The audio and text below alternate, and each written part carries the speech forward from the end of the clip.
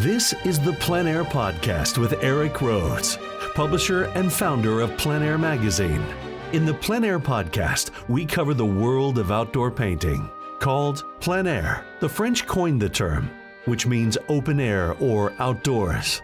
The French pronounce it plein air. Others say plein air. No matter how you say it, there is a huge movement of artists around the world who are going outdoors to paint. And this show is about that movement. Now, here's your host, author, publisher, and painter, Rhoads. Thank you, Jim Kipping, and welcome to the Plein Air Podcast. Welcome, welcome, welcome. I'm really excited because last week we held our third annual Plein Air Live, which is an online virtual conference about landscape and plein air painting. And we had a huge crowd of people, hundreds and hundreds and hundreds from all over the world, international instructors, international attendees, and we really all got a lot out of it. I got a lot of it. I even though I'm hosting and I'm not able to watch the whole thing because I'm working behind the scenes, there just is so much learning that goes on. And I'm excited now because I'm getting ready to do a little bit of traveling and some painting. And, that stuff's now in my head. And even the things that I saw that I don't even realize that I learned, they're going to pop up when I get to a problem.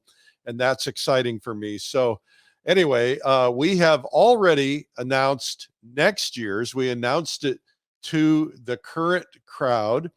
We always give the people who are attending the lowest possible price, lower than any published price. And we had a huge number of people sign up for next year. We also made a few faculty announcements, but not too many yet. Anyway, you can see what we've announced, and you can go ahead and find the dates and block them out, book them if you want to for next year, which is going to be spectacular. Be same time next year.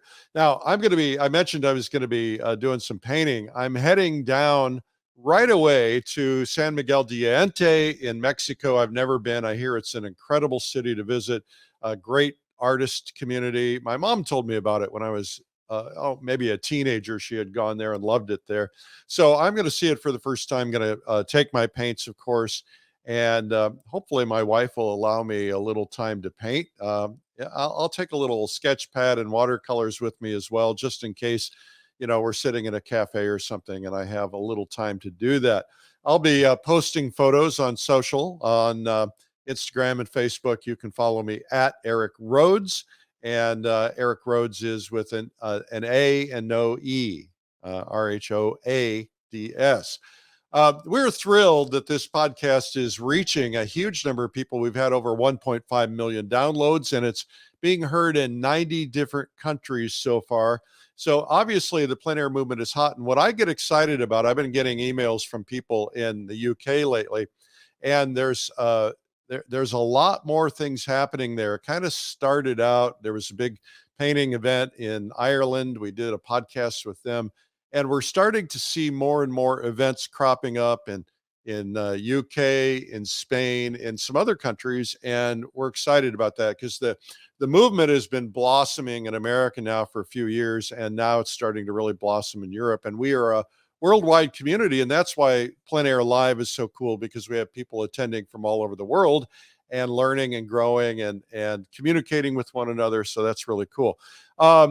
The podcast has changed a little bit. The last 2 or 3 podcasts that we've done, starting with the last Kevin McPherson, we now are doing video and not just audio. It used to be only audio. So now if you're listening, you can listen in audio, or if you want to watch on video, you can watch on video. So just go to where the podcast is and it's hosted. You can get it there and watch it.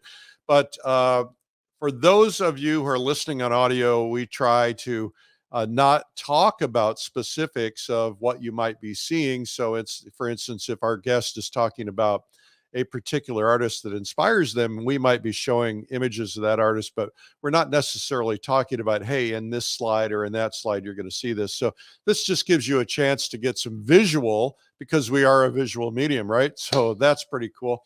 Now, as you know, that sometimes we want to try out new mediums and we want to try to enhance our ability as an artist. One of the things that I'm really discovering is that a lot of artists are really using a lot of different mediums, and some of them are using all different mediums. Now, in my particular case, I sculpt, I paint in oils, I paint in watercolors, I paint in pastels, I paint in gouache, and I have some acrylics, and sometimes I do underpaintings in acrylic. I don't usually paint in acrylic, but I think that what happens is that it informs us. We become better overall when we learn a lot of different things. And sometimes, you want to, there's just something you need, a particular style or approach or vibrancy. So sometimes the ability to pick up something like pastel is really cool. So we have announced our second annual Pastel Live virtual online conference. This will be, again, like Plein Air Live, a worldwide audience. And this is pastel and all the different approaches to pastel. And there are a lot of them. We learned that last year, lots of different ways of approaching it. Some people paint loose, some tight, some have, variations. Some use a mixed medium with their pastel and different surfaces and so on. So we had a huge audience last year. We anticipate a huge audience. We're already about 50% sold out. So that's pretty cool. Pastel Live will be happening in August. And if you want to get signed up for that, or at least learn more about it, you can go to pastellive.com. Now, we will be announcing more faculty as time goes by. We only have a few of them up there right now, but there will be more and more and more added. We're very excited. We're really getting excited about doubling down on pastel here at Streamline. So got a lot going on. Faculty members so far, Sandra Bushell, Albert Handel, Karen Margulis, Jen Evenhouse, Michael Friedman, Brenda Boylan, Nancy King Mertz, not showing up on the website yet, Richard Suckling, Tom Christopher, Carol Peebles, Bruce Gomez, and many, many, many more to come. That's at pastellive.com. Also, you should know that the Plein Air Convention is going to happen. As you know, things are loosening up around the states. Some of the states have been free for a while, and a lot of the others are getting there. The numbers are coming down. We're very excited. We're going to be able to be in person at the Plein Air Convention. We are currently operating under kind of a 50% idea that the people in Santa Fe are telling us, well, right now it's probably going to be about 50% because they're going to want a little social distancing. But they're also telling us they think by May they'll probably be opened up 100%. But if you want to be in the Plein Air Convention, attending it, you probably ought to get your seat because it's going to be first come, first serve. If we do have to limit the attendance, we'll let you know, but we'll let people in based on the order that they booked. And so a lot of people have already booked. I think there's probably 500 or 600 people booked already, and the max we can take is 1,200. And the last 2 times we did it, we sold out. And so make sure that if you are thinking about coming to Plein Air Convention, you do it. Also, the hotel is starting to run out of rooms, and there's a special link, and we'll provide that for you once you register, and that way you can get your hotel at the main hotel, which is a good place to do it. So just go to pleinairconvention.com. We teach. We have 4 or 5 stages, so we have multiple mediums and a main stage, and we're going to have the world's top artists. We have right now about 60 instructors. If we end up going to a full event with 1,200 people, we're going to add more instructors, and a lot of those are field painters who work with you when we go out painting. So the format is basically we paint together in the afternoons, we learn in the mornings, we get together and learn more at night. We have parties, we have dances, we have events, we have a lot of fun, and we have ways that we can make you feel acquainted with people, even if you're alone. We have a session in the beginning where we put people together with other people so they can go to dinner and things. We even had, it's like groups of 6 or 7 people. And we even had one group and another group got together over lunch. This couple started talking. They really hit it off. They kind of painted together the rest of the week. They stayed in touch for the year. They started dating, and they ended up getting married. I think that's very cool. So not saying it's going to happen to you. And by the way, if you're already married, don't even go there. All right. Another thing that's happening, that I'm excited about it. I like getting out and painting. I like being with friends. I like meeting new people. And I have an event that I do every year in June called the Publishers Invitational. It used to be by invitation only. Now it's no invitation required. And that event is going to be taking place in June in the Adirondacks. It is so much fun because there's no workshop. You will have beginners there, you'll have intermediates there, you'll have pros there.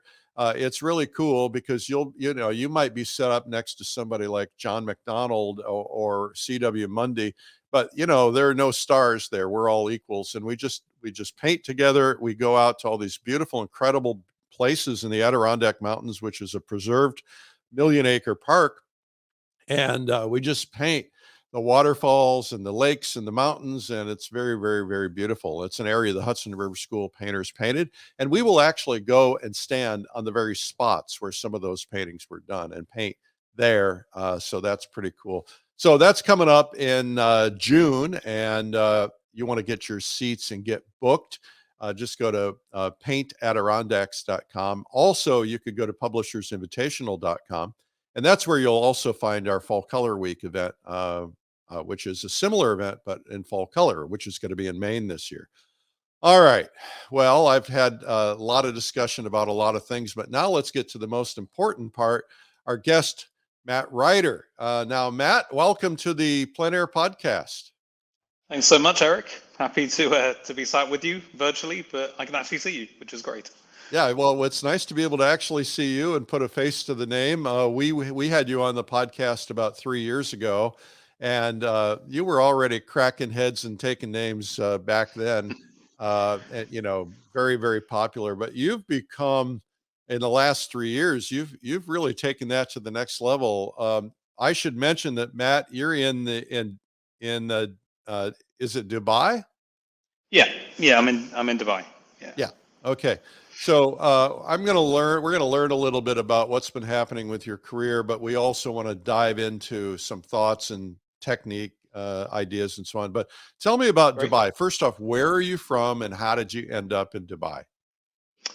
Well, I'm from the UK originally, literally slap bang in the middle of the UK, so I couldn't be further away from the mountains or the coast or anything. I'm from the Midlands.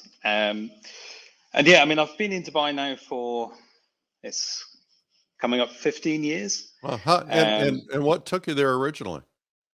So I moved out here originally with my girlfriend at the time. So her family were living out here. Like I was working in the UK, she was working in the UK. Things were fine, but she had the opportunity to come out, and she asked me if I wanted to come with her. And at that time, I was just like, I was ready for a change. So, I was 25 at the time. So I came out. I got a job initially working in recruitment, construction recruitment of all things. We separated like after about a year of being here, and then I just decided I was going to give it a go. So so I stuck it out. I've built my career here. I became a professional artist while I lived here. And were you doing any kind of art in the UK? Certainly not to any kind of professional level. So I did study art. I didn't study painting. I did like a general vocational qualification, which just kind of covers everything, like just skims over everything. So you get a little taste of what it's like in like the marketing of art and kind of branding, and then some techniques of things, but nothing to do with painting. And then I didn't paint for 10 years or so once I got out of college. So it took a while for me to get back into it. Well, you've become a brilliant painter. We're going to talk about that. What is life like in Dubai? First off, that's on my bucket list. I want to come there, and I intend to paint with you. But great, we've got some great spots. Coming from a completely different culture, what's it like immersing yourself in a culture like where you are now? Well, I mean, Dubai, I have to say, it's a pretty easy place to live, like in terms of a cultural shift. It's very, very westernized here, huge expat community. So yeah, I mean, there's certain things which are different. There's certain elements to the culture, but it's very similar to what it is back living in any big city. Um, yeah, I mean, it's just you live by a different law. It's Yeah. Sharia law, which sounds scary, but it's really not. Like I said, I've lived here for so long now, and it's such a peaceful place to live. Everybody wants everybody to do well. It's a massive expat community, so everyone is here to work and to grow in their careers.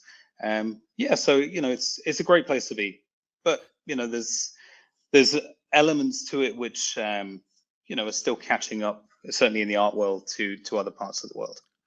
Yeah, so let's talk about that. What is the art community like, or is there one? And I would assume there is because it's a big city. But and then what's the attitude about buying art and having art in the homes, and is that impacted by Sharia law, et cetera? So, I mean, so when I try to talk about the arts community here, there's two very different sides to it. So there's kind of everybody who moves here is moving here pretty much to start fresh, right? So they're kind of building their lives here. So they come over without all their stuff, so therefore they need to fill their houses with things, which also includes art, which would make you initially think this is a very good market for for selling paintings. But a lot of the work that is sold here is decorative art. There's a lot of abstract art that goes up here. So in terms of realism and kind of landscape painting and florals and figurative painting and this sort of thing, which is what I'm doing, the market is much smaller. So I survive on commissions. So I work with some hotels here. Yeah, so I mean, like the gallery scene it's more kind of, probably the easiest way to explain it is like, oh, I don't want to use the word contemporary because we're all contemporary because we're alive, but it's there's a lot of abstract and a lot of kind of high art, if that makes sense. So certain elements of the New York art scene would be here and this sort of thing, as opposed to, I mean, there are no realism galleries, like not a single gallery focused on realism. So I mean, that hopefully that kind of gives you a little breakdown of what it's like here. Sounds like an Um, opportunity to me. yeah, I mean, for me, it feels like it's crying out for a good realism gallery that's representing fine artists potentially from around the world, but actually showing kind of high end work, as opposed to, well, I mean, opposed to nothing, because I mean, there just isn't. So yeah, it's both a great market and also it needs some development. Hmm. So what is it like to plein air paint around there? And the temperatures are excessive. So And how do you yeah, cope with that? And then what are the kinds of scenes that you're able to paint? so I mean, inside of Dubai itself, I don't tend to paint too much. I mean, obviously, I'm painting in my studio, but for plein air painting, I go out of the city. So there's well, several mountain areas, like around an hour and a half to 2 hours drive. Once you're actually out of the city, you need a 4x4 to access like the good spots, which I love to paint, like these areas which are behind me here. Um, yeah, so I mean, Ras Al Khaimah, Fujairah, and so I go and paint in these areas which are, I mean, they're effectively wadis, which is like they're mountainous areas, and a wadi is like where the water kind of flows through when it rains, and it creates these like almost, well, they are canyons, but I mean, not to the scale of the Grand Canyon, but we have these kind of high canyon walls. We have interesting colors kind of going on, big boulders, that sort of stuff, like stuff for me, which is absolutely perfect. So I love painting that stuff. So yeah, so basically I try and get out in around, yeah, hour and a half to 2 hours, and I'm in some amazing spots. Well, And in based terms of on the things temperature, I'm seeing behind you, it looks like a lot of it looks like it could be Arizona. it it's very, very reminiscent. And I mean, I've just got back from Arizona, and being in the landscape there and being in the landscape here, it's very, very similar. I mean, our rock is a little bit lighter, so in like in Arizona, everything's a little bit more red, has a bit more of that kind of earthy color to it. But in terms of the actual scale and some of the scenery that we're looking at, I mean, it could be here or there. Yeah, and so in terms of temperature, like this time of year is really good. I mean, it's starting to heat up a little bit now, but yeah, I mean, my plein air season is limited to kind of end of October through to around now, or at least another maybe 2 or 3 weeks from now. And when I say now, we're in February, so I could probably no, we're in March. Oh my goodness, I'm losing weeks this year. So yeah, probably up to the end. Yeah, yeah. So up to the end of March, and then it's really gets a little bit too hot. So Arizona probably felt cool to you. It did. I mean, I had to.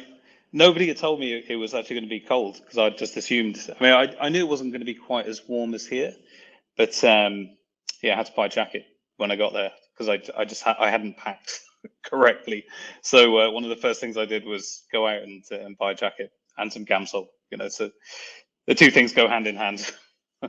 So you, when you're painting scenery in plein air, in that area, and there's only the months that you're able to paint there, what kind of temperatures are we talking about then? Because it's pretty hot year round, isn't it?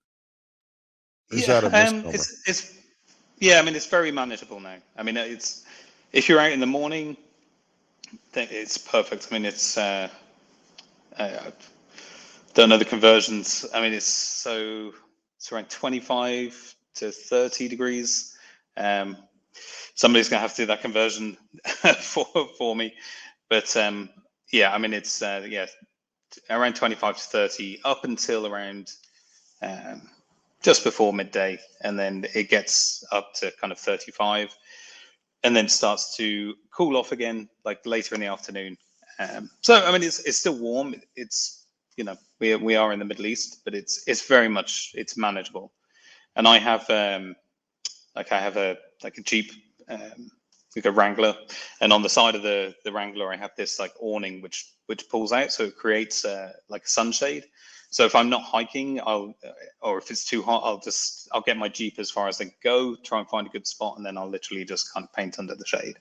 So yeah, I mean, it's manageable, but during the summer, it's just too dangerous to go out. I mean, it's impossible. So I get all my like studio work done over the summer. I travel over the summer.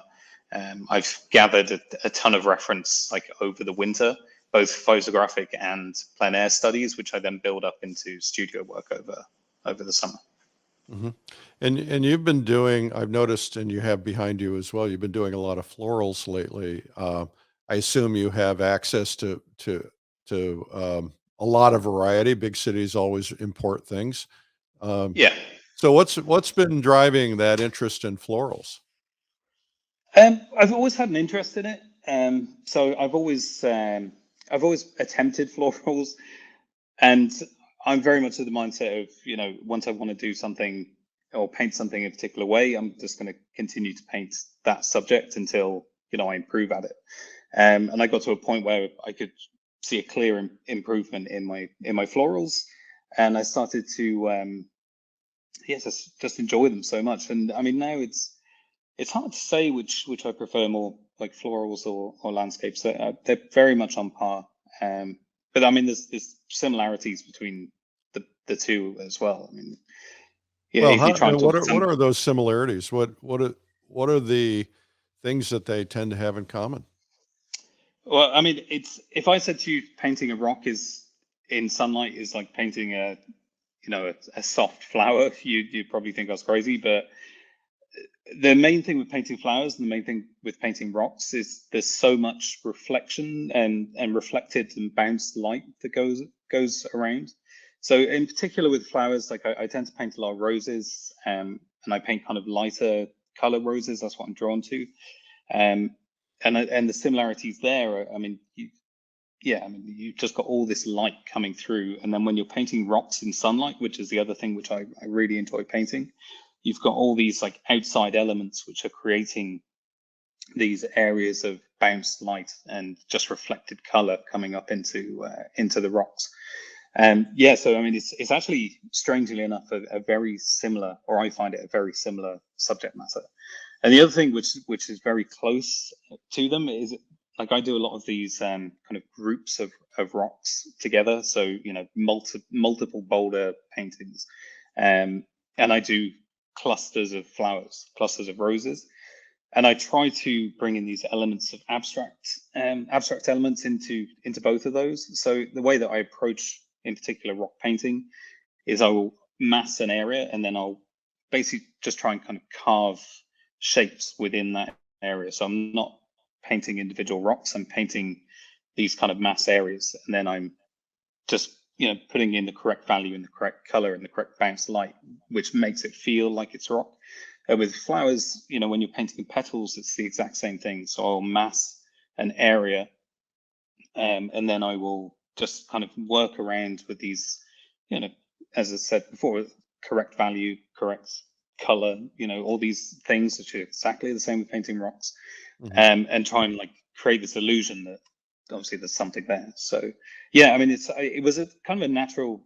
It's not a transition because I still paint both, but it's a natural crossover for me, I think. And the other thing, which is like an ongoing theme through both of those, is I'm always painting things in like bright sunlight. So it's really that natural light and sunlight which I'm going after, regardless of subject.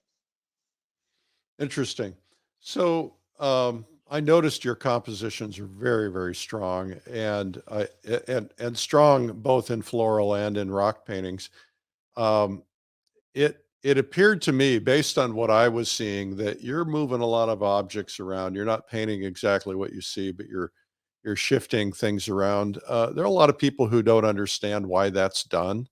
You know, there are purists, plein air purists, who oftentimes will say, you know, paint exactly what you see.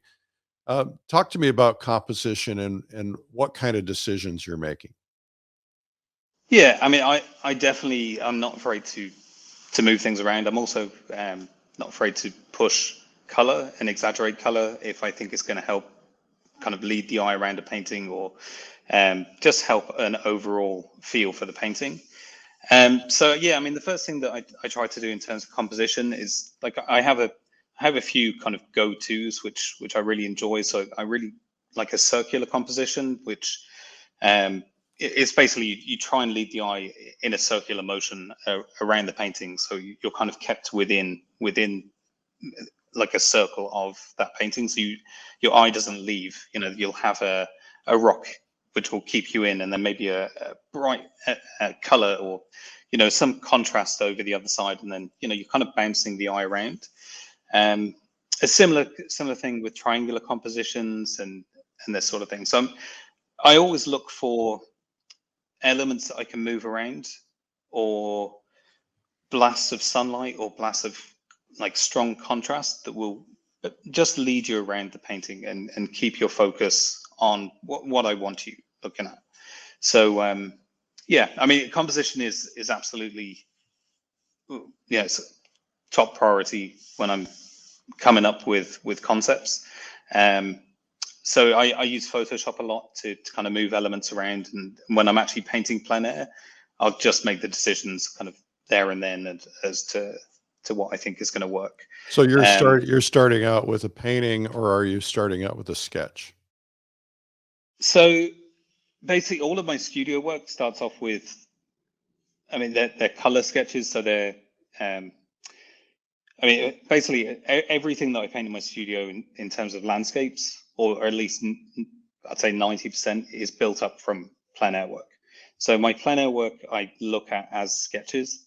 I don't tend to I don't try and finish paintings when I'm outdoor. Well, I mean, obviously we all try and finish paintings, but I don't look to get them to like a gallery display status. You know, when I'm out, Right. What I want is You're I want using the them idea. for color notes and for, Exactly. yeah. So I mean, color is definitely the main thing, but I also like to get kind of ideas for composition when I'm out in the field.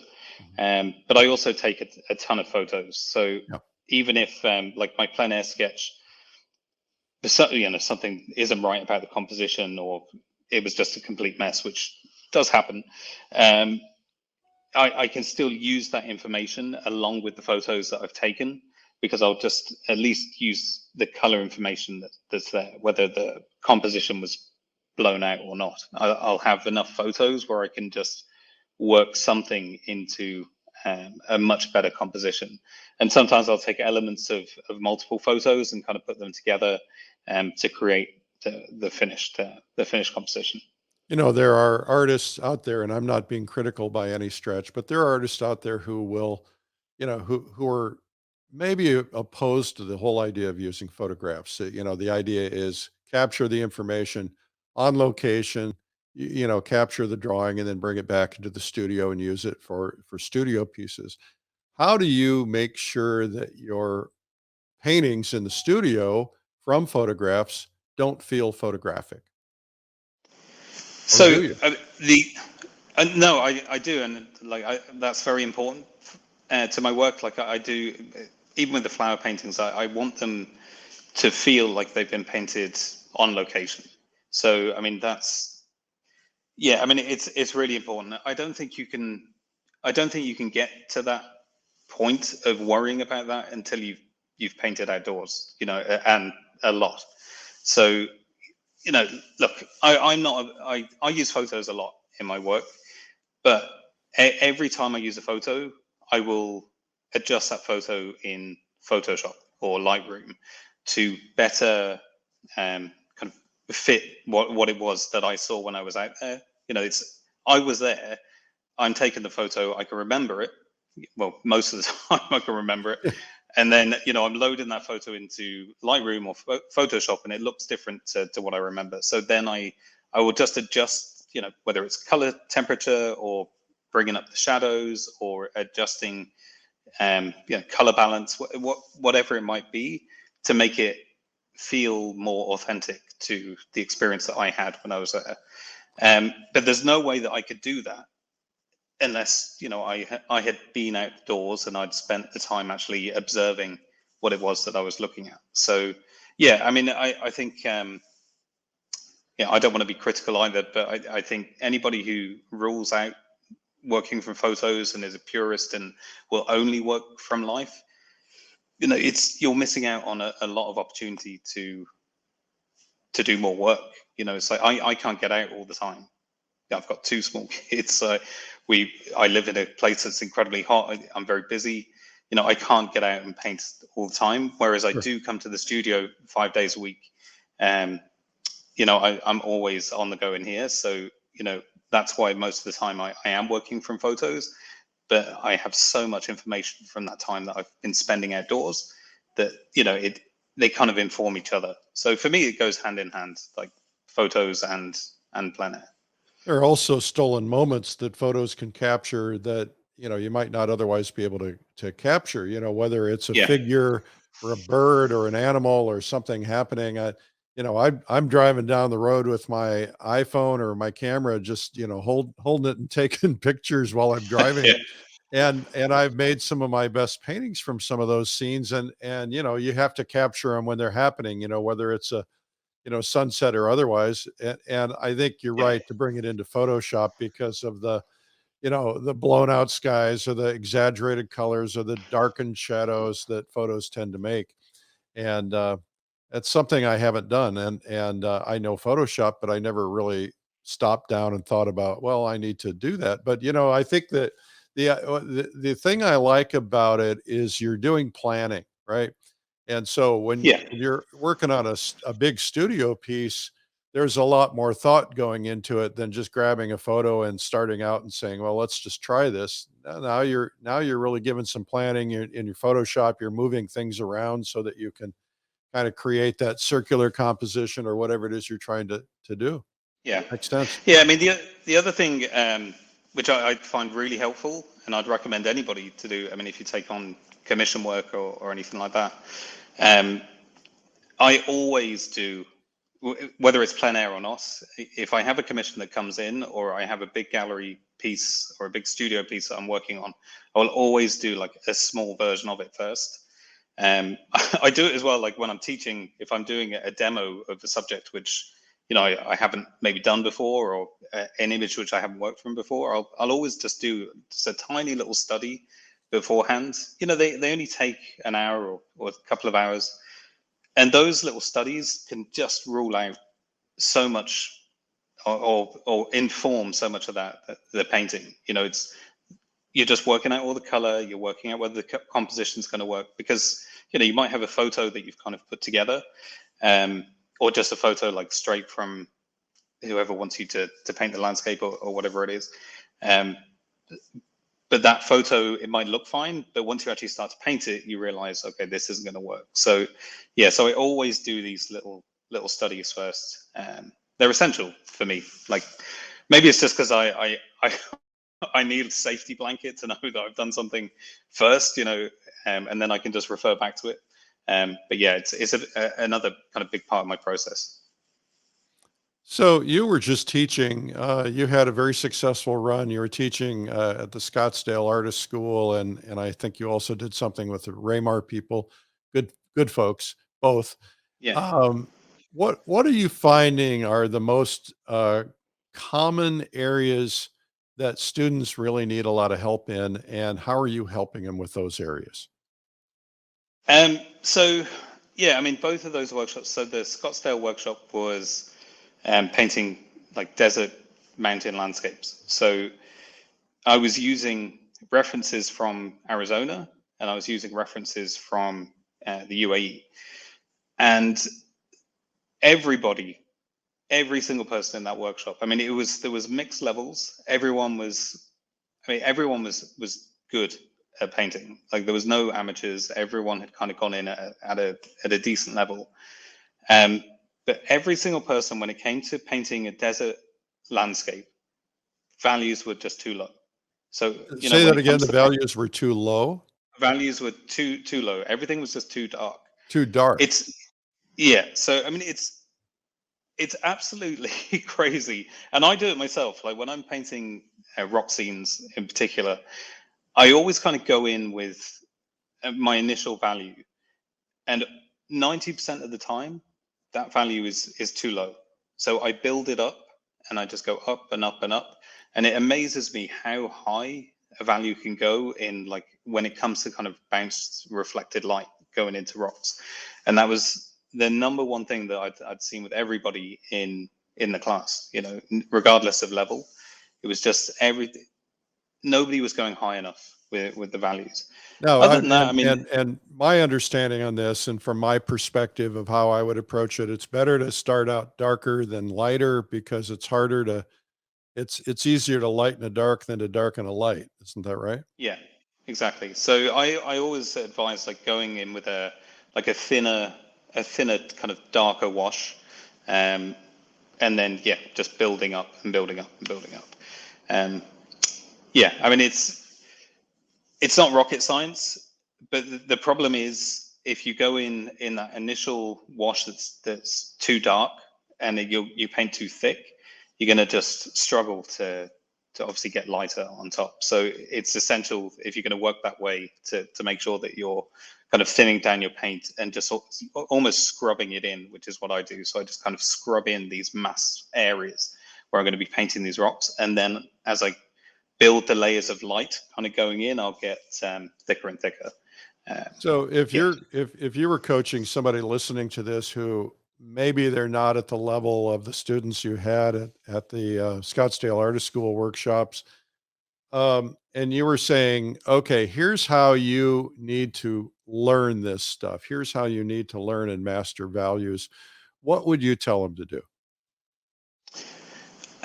Well, I mean, the main thing is just to keep doing it, like, over and over and over and over again. That's the easiest way to improve. I mean, there's no real shortcut to it. I mean, obviously you can take workshops and take classes, but ultimately you just need to get a ton of paintings under your belt.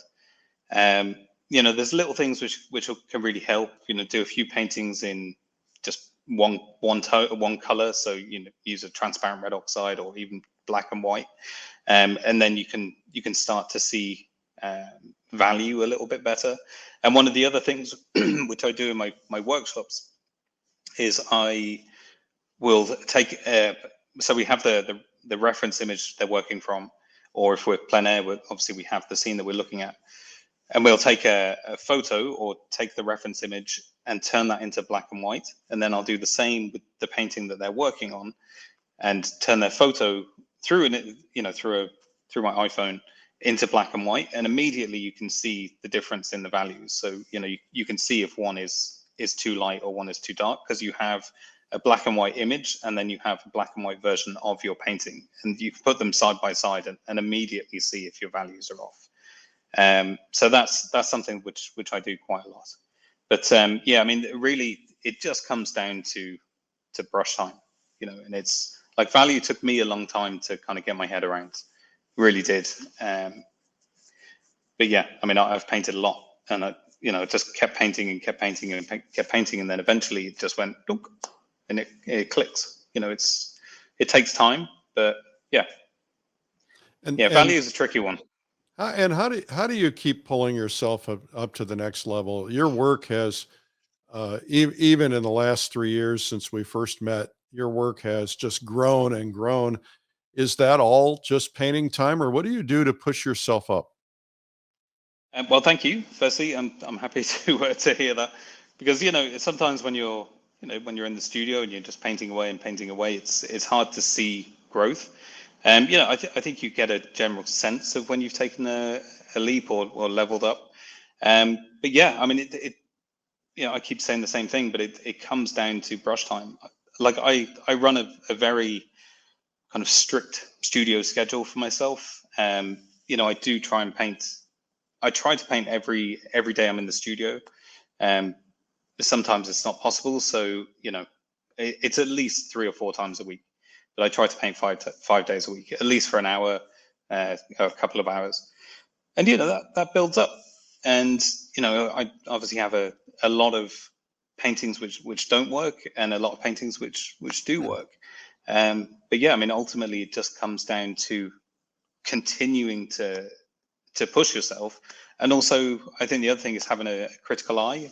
I think that's really, really important, kind of seeing where the mistakes are and knowing how to fix them, which Do you have somebody who helps you see those mistakes? No, unfortunately not. Yeah, I mean, look, the arts community here is, for the type of work what I'm doing, is very small. So it's not like I can invite somebody around to the studio and we can kind of have a power over it. So no, I rely on my own critical eye to When to I'm see. struggling with something, I have a couple of friends that I respect who are pretty high enough level, and Yeah, I'll just take a picture with my iPhone. It's not necessarily always about brush work or paint quality. Sometimes it's just something's wrong and I can't pinpoint it. And usually uh, it's composition or it's big shapes. Something's missing, and I can't see it because I've been too close to it, been working on it. yeah. I mean, I think having somebody that you can kind of share your work with, have that kind of quick discussion with is definitely helpful. So I mean, one of the things that I do is, I mean, I step away from my work a lot. I'm constantly stepping back, and whether it's physically stepping back or again taking a photo of my work, that takes me away from the painting, and sometimes I can see something that I didn't notice before. And I also, especially with studio pieces, I'm pretty obsessive with them until they're done. So I'll paint a full day in my studio, for example, and then I'll take a bunch of photos before I go home. And then once my kids have gone to bed, I'll basically spend the evening just kind of looking through the photos, like, okay, what do I need to change tomorrow? What do I need to do tomorrow? Constantly just reviewing the work. Yeah, so I mean, I'm very, very critical in terms of like making changes to my own work, and I'm also not afraid to make those changes, which I also think is something that's really important to kind of get across, especially when I'm teaching, is if you see something that's wrong in your work, just change it, because otherwise it's just going to fester It'll and haunt bother you and haunt you and potentially affect the whole painting. So like, if you've spent a couple of hours painting, the back section of a mountain scene, so you've got like all of your values feel right, but there's something is off. Make the assessment, go through the list and see what it is, and then just make the change. And generally the change is going to be something pretty quick to do, but you end up getting a much better painting from it. So yeah, I mean that's critical eye I think is essential, and just having the courage just to say, right, I'm going to change that and just paint over it or scrape it off. And I think keep going. courage is so important. And, we all kind of start out with this idea of, especially as beginners, the idea of, we do something, we kind of like it, we fall in love with it, and then, it's screwing up the rest of the painting, but so we're reluctant to let go. But once you get that lesson, that courage, an instructor who comes and scrapes everything off and makes you start over. That guy. Yeah. Important. But yeah, I mean, it's one of those things that like it's gonna bother you, and you will always, even if you go on to sell that painting, it's going to be in the back of your mind like, I probably should have changed that. It's out in the world now. So well, and you can, and unfortunately you can't. I remember one time I went into one of my galleries, and there was a woman who was giving me a tour of the gallery, and she was a kind of a volunteer. And I walk up the stairs and I see this painting I did probably 20 years ago, right? It's just, I had sent it to him because I didn't want to store it in the garage. And right. I started to say, rip that wretched thing off the wall. And just before I said that, she said, this is my favorite painting and I'm making payments to buy it. It's like, so you have to be so careful. Yeah, I mean, you never know. And one person's trash is another person's gold. It's, I think even the paintings that we don't like, they can relate to somebody. And yeah, I mean, it's hard to know what to put out and what not to put out. But I think ultimately, what's your good work and what isn't. So well, there's also the developed mind, right? We change over time.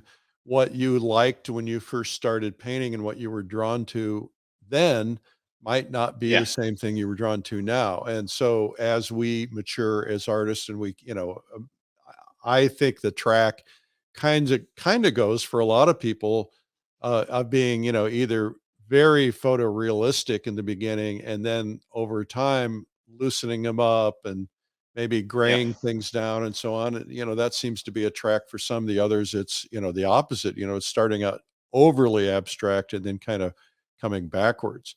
So it's interesting to see. Now, you have had, like all of us, I'm sure, people who you were really inspired by, artists that really spoke to you in some particular way. Who are those artists, and what is the one thing that you've been trying to figure out that artist has in their paintings that you've been trying to master? Well, I mean, in terms of artists that inspire, I mean, I'm inspired by painters who paint light. I mean, for sure. So, when we talk about painting light, I mean, the first person who comes to mind is Sorolla. So, I mean, Sorolla was just an absolute master of being able to kind of capture just pure natural sunlight, which is something which I really strive for in my work. So, like his work, as soon as I came across it, and I didn't come across it until relatively recently, actually. I was blown away. So, in terms of his work, I mean, it's the quality of light, and I've done a couple of master studies of his work as well. And when you actually get into like, the nuances of color, I mean, it's crazy. What the amount of color he's putting in there and having it kind of feel natural. So yeah, I mean, he's definitely a big inspiration. Sargent, of course. I mean, what realist painter isn't inspired by Sargent? I'm definitely more inspired by his landscapes. I mean, there's one in particular which is called the Moraine, Oh yeah. which, I mean, that actually inspired a lot of my work. I saw that painting, and He I was, did. I He mean, did two very famous paintings up there. That's Lake Moraine yeah, in British Columbia, which yeah, I tried to take my group there, but unfortunately they close it after we were there, or right before we were there, because of the weather, and it can be pretty treacherous. But that one of the yeah, rocks, and then there's another one he did, which was the wall of the mountain with the lake, and he cool, used these incredible intense colors. I remember there's a big brush stroke of just pure ultramarine blue, and it yeah. worked. Yeah, yeah, I know the painting you talk about, and yeah, I mean it's crazy. And when you look at a painting like that, and this is something that I try to do in my work, is when you step back from it, everything just reads so well. Like all of those pure colors, that pure ultramarine blue that you're seeing, or the cobalt blue, or the a pure stroke of lemon yellow somewhere. You don't notice it when you step back, but when you go up to it, and we all know it when an artist is in a gallery or a museum, because they're the ones who are kind of right up close. I have studied those paintings, like, I mean, unfortunately I haven't seen either of them in person, but I've studied them online, um, in such detail. And when you're up close, it's an abstract painting, which I love, and that's definitely something which I try and push into my work. So that, yeah, I mean, he's got a few just incredible mountain paintings and rock paintings. And yeah, he did another. I mean, it's a figurative painting, but yeah, carnation, lily rose, which actually was one of the paintings that kind of got me started with flower painting, because again, I mean, it was just about the light, and it's very low light in the painting. It was painted over a long period of time, but it was kind of, I think it was dusk he was painting it, but all those flowers just had this real sense. I mean, there were abstract forms, so, there's hardly anything there, but they felt so natural, and Mhm. so much light in there, and just so much air, which, yeah, I mean, it's, Well, he how did can you that not? painting. He had it set up and done that painting only like 15 minutes at a time for, I think, several weeks. Yeah, I think it was actually done. I mean, it was over a very long period of time, I think. Yeah, Yeah, yeah. I yeah. mean, It was it's staying with the crazy. family, and Yeah, but what a masterpiece. Now, yeah. So again, like he's informing his studio work with Plein Air. It's like, do you have access to any good museums in Dubai in terms of the kind of art that you love? not here really. No, unfortunately not. I mean, when I want to go and see a sergeant, or I want to go and see a Soria, I have to travel. Yeah. So I mean, so we have, like, there's one museum in Sharjah, which is another emirate, kind of a little bit down the road from Dubai. They do have there's the Sharjah Art Museum, and they have a pretty good collection of kind of Orientalist paintings and this sort of stuff, which I do really enjoy. And there's definitely, I mean, there's elements that I love in those paintings that I certainly try and bring into my own work. So Mhm. yeah, I mean, there's that yeah, there's that museum, and the only other one which is here really is, we have a Louvre up in Abu Dhabi, which is again kind of an hour and a half or so from Dubai, and it's actually linked to the Louvre in Paris. So they share their collections. So we do get some Monets occasionally coming through. Yeah, they had Whistler's mother was here for a while, which is one of my favorite ever paintings.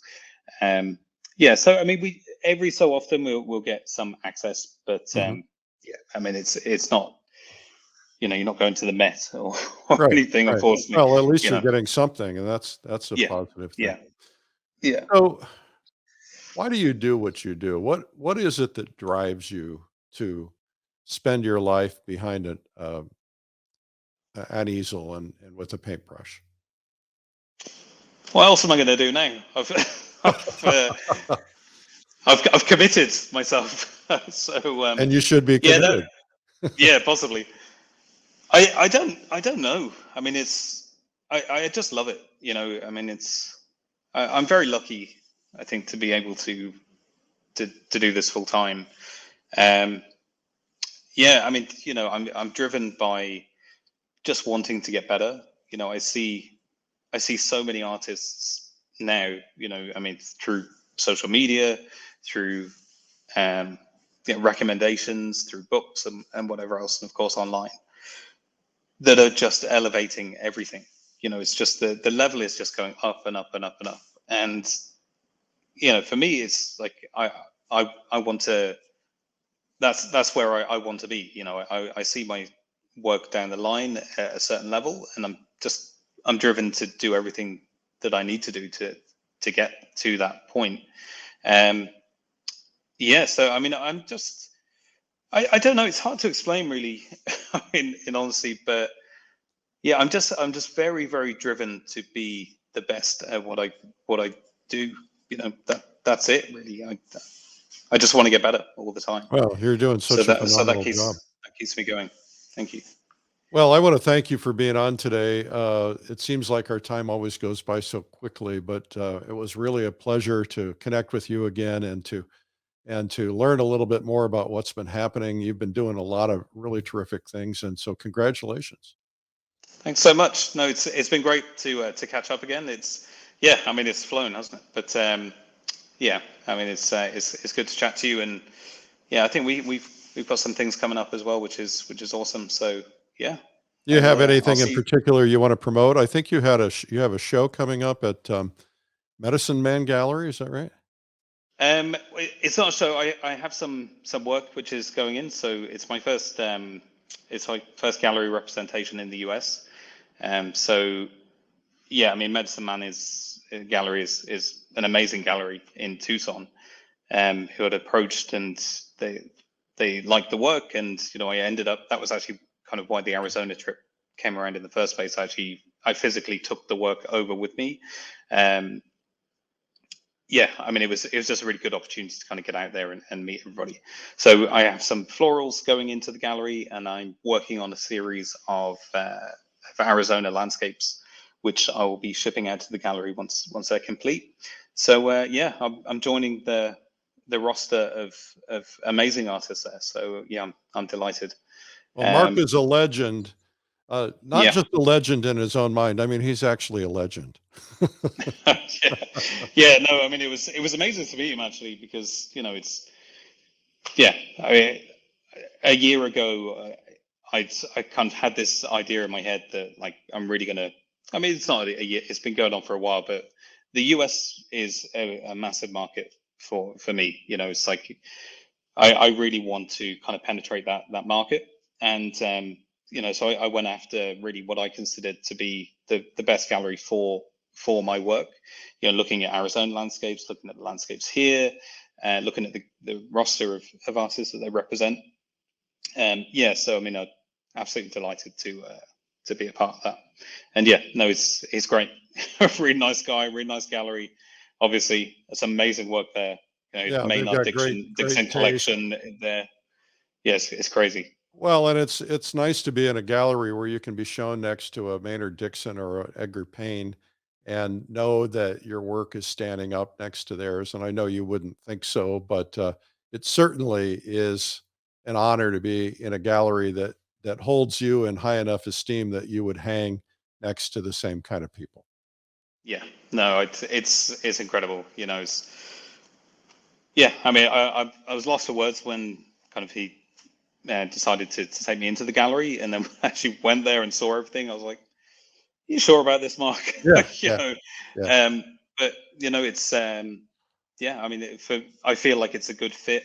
But yeah, I mean, it's an honor to obviously hang up with these guys. So Well, I thank you would for encourage support. everybody, if they want to see your work, go to your website, which is uh, ryderscanvas.com, RYDERS canvas.com, or you can find him on Instagram at Matt with two T's, Ryder, or RYDER, and on Facebook at Matt Ryder Artist. And so those are good places. And also go to Medicine Man Gallery, check out what they've got there, and and buy them. I think they're probably a real good investment.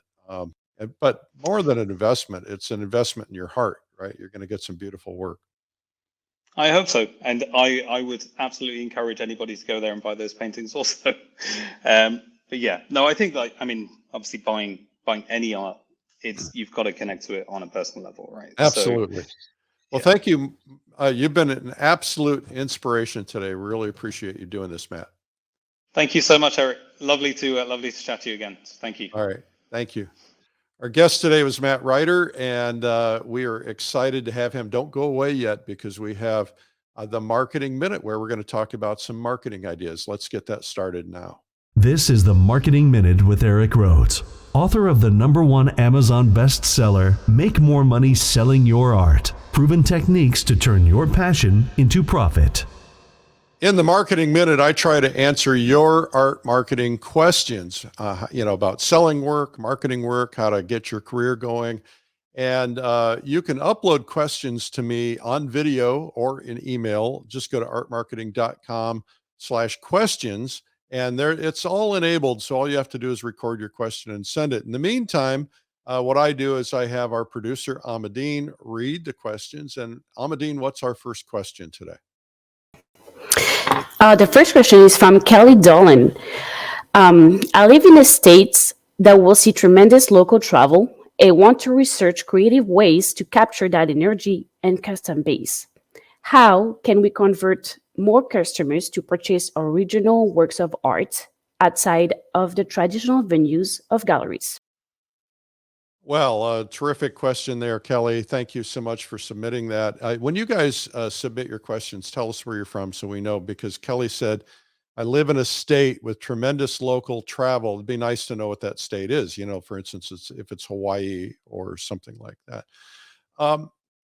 I've seen it done a number of ways, Kelly. And I bought a lot of art when traveling. And before I even got into the art world, I bought a lot of art when I was traveling because I wanted memories of the trips, right? So I remember one of the first paintings I ever bought was a beautiful courtyard painting of a scene in New Orleans. And I bought it probably, if I remember correctly, on the square in New Orleans. But, when you have leisure time, when you're traveling, you do things that you don't do in your normal life, right? So you go into art galleries. Oftentimes you wander in. Now, I got a whole bone to pick with art galleries because I think they intimidate people. And I think art galleries need to make sure that it's welcoming, that anybody knows they can walk in there. That's a whole nother story, but we'll get into it another time. But I think the idea is that the mindset of travel is something that you've got to capture. So if you've got, let's say, we'll just use Hawaii as for instance, if you live in Hawaii and you know that people are visiting Hawaii, so what's their mindset? Well, they're relaxed. They're coming to Hawaii to do what? Relax, probably. You go to some cities, you don't necessarily go to New York City to relax. You might go for a spa weekend, but you're going for the energy, for the restaurants, for the Broadway shows, etc. Whatever they're going for and whatever your market is known for, you want to reflect that. And think about this, last time I was in Hawaii, which was a while back, but we did a lot of different things. We went to the beach, we went to the parrot jungle, we went to see the ships at Pearl Harbor. We went and looked for the waterfalls and hiked into the woods and the waterfalls. We went and looked at the plantations growing pineapples, all these touristy things. And those are things that are memories that people want to take home with them. So you want to be thinking about, if you're willing to paint that. Now, some people don't want to paint that, but if you're a landscape painter, then, you're painting the mountains, you're painting the water, you're painting things like that. Maybe you're painting some of the things that will represent the tourist attractions. And then the question is, how do you get them to come and find you? I think people are a little reluctant to go into somebody's house, even if you have a little sign out in front. A lot of us just walk by because it's just a little uncomfortable. You're going to walk into an art gallery, you're going to walk into a square where paintings are shown. So, how do you get people there? Well, like all things, you've got to advertise, you've got to promote. And in a tourism situation, because people are in and out 1 week at a time or a few weekends at a time or whatever, you've got to be in a place that they're always looking. So when I go to a hotel, typically, this is not true for an Airbnb, and that's changing the world because a lot of us just go for Airbnb now instead of hotels. But if I go to a hotel and I'm sitting around at night after dinner or something and I'm bored, I'm looking through the travel host book. And the travel host book usually says, they have 10 things to do in Honolulu, and there's ads for local stores and galleries. I'd try to figure out how to have a presence in that and have a big presence in that. You won't necessarily see immediate results from that, but you might. Those books tend to get published annually and they tend to be expensive. But if you broke that cost of your full page or double page ad, uh, and in a good position, which is right up front or really in the near back, or like back cover or something. You want to be willing to pay for that because it's going to bring those tourists to you, and you've got to make it easy for you to find. You need to be where the people are. If you're 2 hours off the beaten path, or if you're 30 minutes by car, they're not going to find you as easily, and they're not going to seek you out. They don't want to go to that trouble. So location, location. Roy Williams, who's the great marketing master, New York Times bestselling author many times, says that a great location is more valuable than any amount of advertising. I mean, think about this. If you get 30 people to visit you in a month at your location, which is 5 miles out of the tourist zone, for a certain amount of money in rent, you might be getting 300 people or 3,000 people who wander in, which is going to increase your odds of selling things. So, anyway, think in terms of what you paint. Is it iconic landmarks? Is it things that will draw them in to you? And then keep in mind that once you've got them there, one of the techniques that I talk a lot about is the second sale. The second sale is, do you want fries with that? Right? You go to McDonald's and you buy a burger and they say, do you want fries with that? Would you like a Happy Meal? Well, whatever, because they're upselling you. And when you have somebody who's got their credit card out, they're ready to make a purchase, you can offer something else. Say, hey, by the way, I just want to tell you, I have a companion painting to that let me just show it to you real quickly. These were intended to hang together. No pressure, but look at these two together. And sometimes they're going to go, yeah, I'd like to have that. And you can say, since you bought this one at this price, I'd be willing to let that one go for a little bit less because I'd really like to see them hang together, that kind of a thing. So keep that in mind. But I also think putting a QR code on things these days is really important, especially because if you can get it into their phone, that way it's in there. They can go back to their history and find the directions to your gallery, because people don't remember things. And I certainly don't.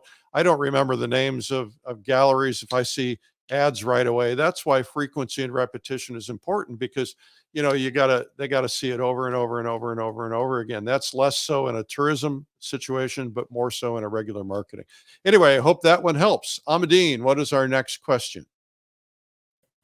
Our next question is from Cynthia Cabrera from Canada. What are some email marketing content ideas that could interest potential collectors besides painting I'm working on?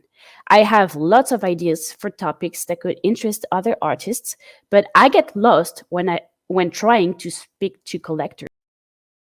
Well, so there's a principle in marketing, which is know thy customer, right? And it's real easy in certain categories to know a customer. Let's say that the category is gardening, right? So if you're a gardener, what do all gardeners have in common? Well, some gardeners are vegetable gardeners, some are flower gardeners, some do other things, but most of them probably do a lot of the same things. and they use the same tools. They're interested in the same things. And so you can speak to a gardener in a very specific way. It's a lot harder for the word art collector. Why? Because it's a very broad interest group of people. Now, the reality is that so is gardening, right? There are people who do gardening who are school teachers and grandmas and never, housewives and doctors and a lot of variety in that. But the thing that they have in common is gardening. The same is true for art collectors. And most people who are art collectors don't consider themselves to be collectors. I know people who own a lot of paintings, but they don't consider themselves to be art collectors. They just happen to buy a bunch of paintings, but they are art collectors. And, and what is the number of paintings you have to own to be an art collector? The thing that people have in common is their love and passion for the things that they've purchased. And they may not be people who study art. They may not have read any art books. They may not know who any artists are. They may not know who you are, but they have something that resonates with them and that they like. Now, there are people who do consider themselves collectors. Those people tend to be people who are going to educate themselves more, et cetera. So you've got to kind of try to determine who it is I'm speaking to. Now, you talked about email marketing. The most important thing in email marketing is the headline and the subject line, right? If they see a subject line and it doesn't get their attention, or if they see a from and they don't know who you are, or they don't like you, or they don't want another email from you, you've got to have a combination of a great from. So I would, for instance, don't assume they know you. I get a lot of emails from a lot of artists who are sending me their stuff, new releases of paintings. They're sending me newsletters and things like that. And a lot of the names I don't recognize. And so if I'm getting an email, it would be nice if it said your name, comma, artist, right? Because if it's just your name, then they might not know from you, or it might say, your name gallery. Or your name art gallery, be specific. And then the subject line's got to get my attention, right? What is it that I want to know about? Now, most email marketing for artists is newsletters, right? And a lot of artists do newsletters. Again, I get a lot of them, and all of them, for the most part, are garbage. No offense. Excuse me. So the reason they're garbage is because they're talking about themselves, right? So if I did a newsletter about, here's my latest release, my latest painting, nobody cares. Maybe out of all the people who get your email, only that many are going to open it. A tiny, tiny number of people are going to open it, and the rest are not going to open it, and they don't care. So what are you going to do to make them care? Well, you've got to make it about them and their interest and their narrow niche interest so that it speaks to them. So the big mistake is sending out a newsletter that says, the headline, subject line says, my latest paintings. Yawn, boring. I mean, how many of those are people getting? But if the headline says, how to know if your art is growing in value, or if your headline says, how to take care of the paintings you love so that they don't get destroyed by humidity, or something like that. And then open up, have a big strong headline about that topic, and then do a story that they can relate to that is about something they care about. Now they're going to look forward to your letter. Now below that, you can say, here's my newest painting. Or you might have, a couple subjects like, here's an artist that I love, is John Singer Sargent. And, tell a little bit about that and show some images. And then now after that, you show my latest painting or my travel, et cetera.